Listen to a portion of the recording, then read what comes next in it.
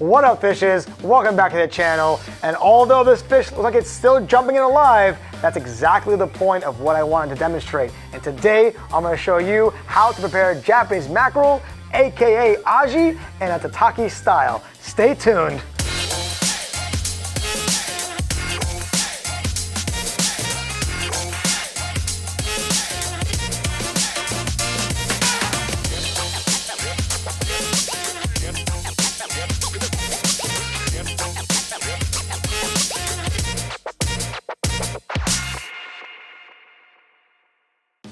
As always, the starting point, the styrofoam box from Japan. Let's check it out.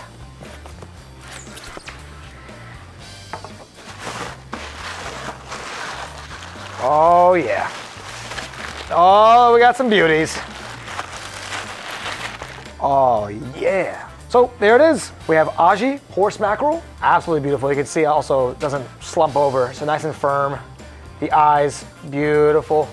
A very common request in the sushi bar is no mackerel. What? And that's a very broad thing to say to a sushi chef because mackerels are a very, very important part of the omakase as far as white meat, shellfish, mackerels, tuna. So mackerel is a whole category.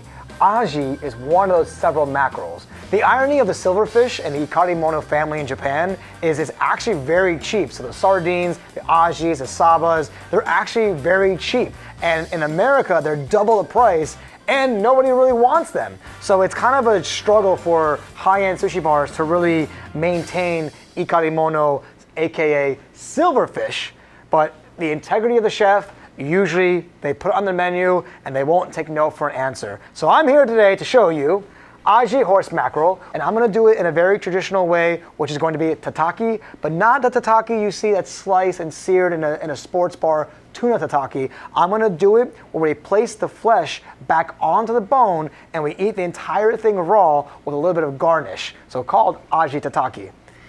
Let's get to work. Standard procedure. Remove the scales, but this time we're gonna be a little bit different. We usually remove the entire head and the guts. This time we're gonna remove just the guts, not the head, because we want the entire fish to remain intact for the presentation. All right, that's about it. Not much to see here. Aji is a relatively small fish and doesn't have that many scales, so we can kind of just clean it up a little bit. Can you hear that?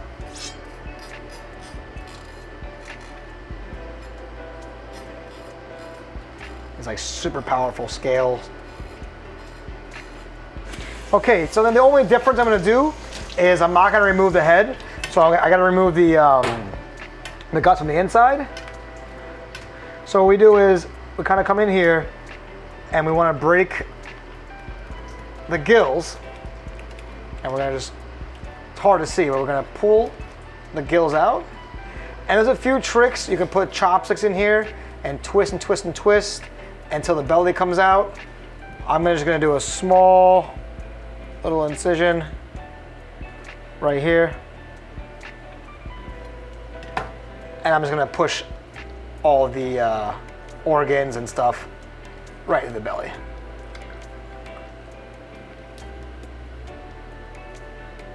Not much to see here. Let's see, did it eat anything? It did not. Also, this is called Tsuri Aji, T-S-U-R-I, Japanese tsuri, which means by line. So these are caught one by one by a fishing line. These are not farm raised. We have a choice, order farm raised or order wild one by one caught.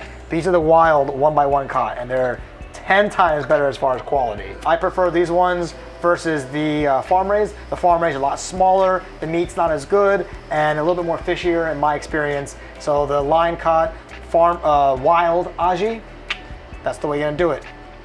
All that for a mackerel that you guys won't eat. You know, I'm trying to tell these people. Eat your mackerels. All right, let's go to the front of the sushi bar. All right. We're gonna break it down into 2 fillets, and we're gonna preserve the head and the entire skeleton or skeletal infrastructure of the fish. Is that a word? Skeletal?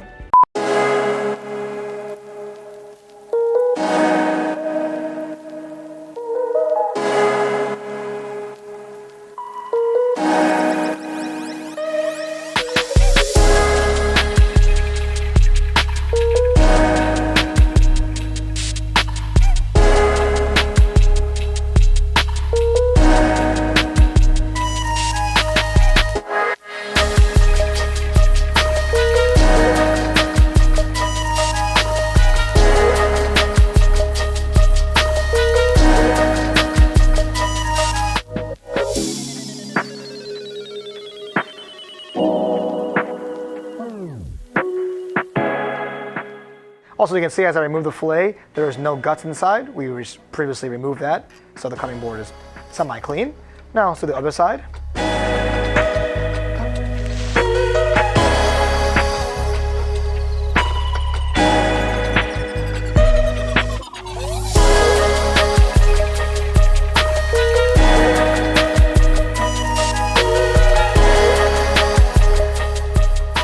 All right, so usually we don't leave the head on. We just fillet the fish as you saw in previous videos, and we discard the bone, but this time we're gonna put it all back together. And a sneak peek, the whole point is to capture that fish actually leaping out of the water in real life motion. So we're gonna capture that and appreciate that in its natural setting.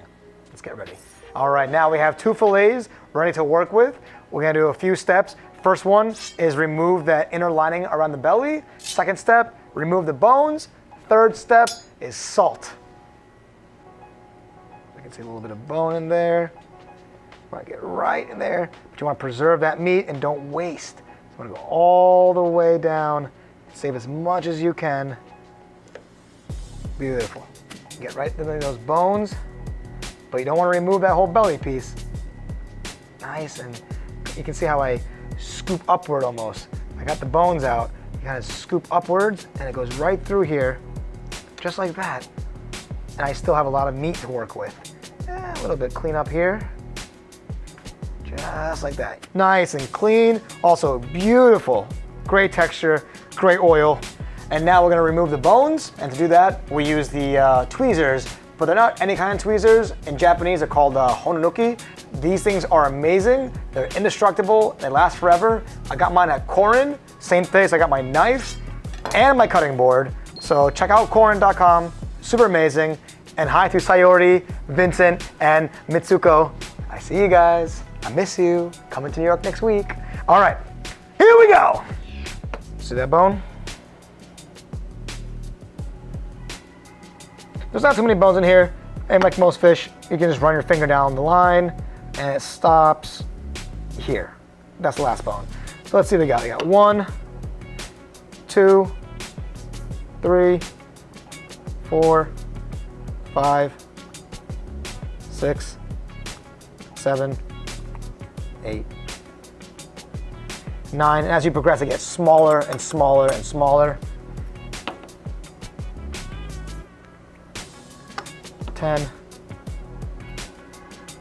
and 11. There's one more in the front here. Boom, 12. Rinse and repeat. Here we go. Fill your fingers. And that's why it's controversial that chefs sometimes they don't wear gloves, but in sushi, you know, we're taught to be very clean. And then the temperature of the fish, the little bones, we need our fingers to feel this. So you can debate it all you want, but if you're clean and you sit at a sushi bar and you're right in front of the chef, that's your judgment.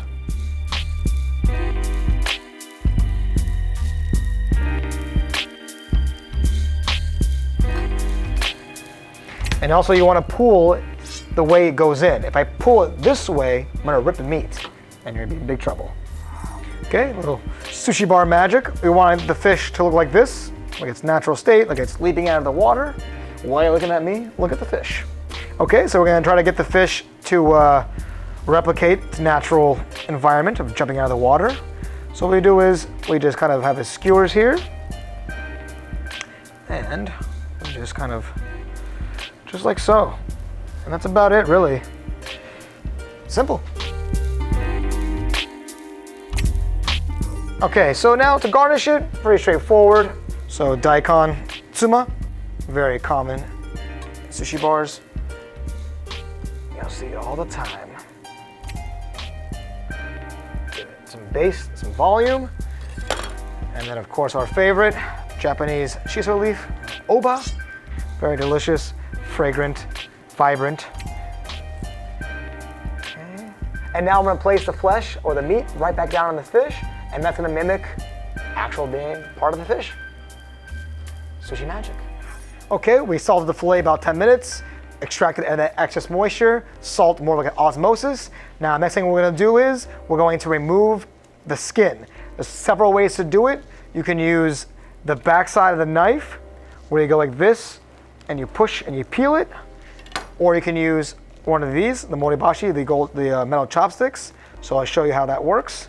So I'll do one of each way. So you gotta give a nice little firm with the thumb, and you push, and it starts coming off. Now this is why silverfish is called silverfish, or hikarimono, because we remove that skin, and then the customers go, oh, well the skin is still on there.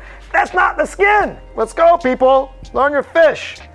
And also, that's a credit to the chef that he peeled it so good, or she peeled it so good, because all the years of experience. So we just go right through, like that, turn it over, and I just give it one rip. 1, 2, 3. Now you have a beautiful, delicious, workable piece of aji, and my God, that's a great fish. And there's the skin, and that's that weird reptile kind of scale thing I was talking about you can't get through. No skin with skin.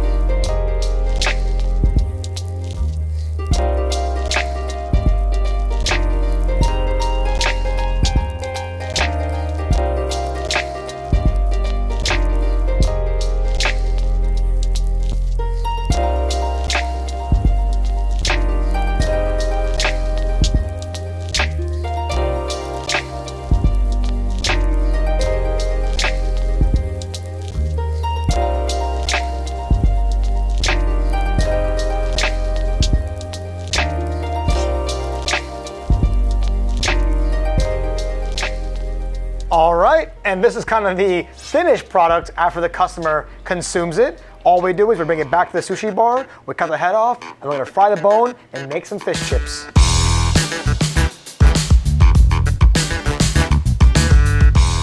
I didn't get my pedicure. Stop looking at my toesies.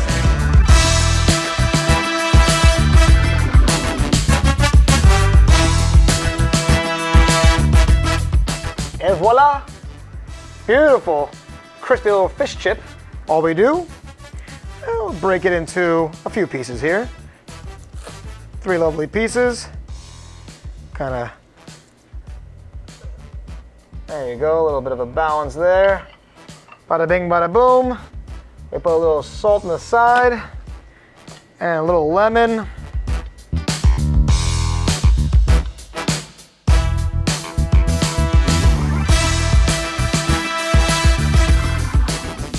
From start to finish, whole fish to crispy chips, we did it. How to make Japanese mackerel, one of my favorites. And as always, thanks for watching. If you like this episode and you want to see more, please subscribe, ring that bell and notifications, and we'll see you next week.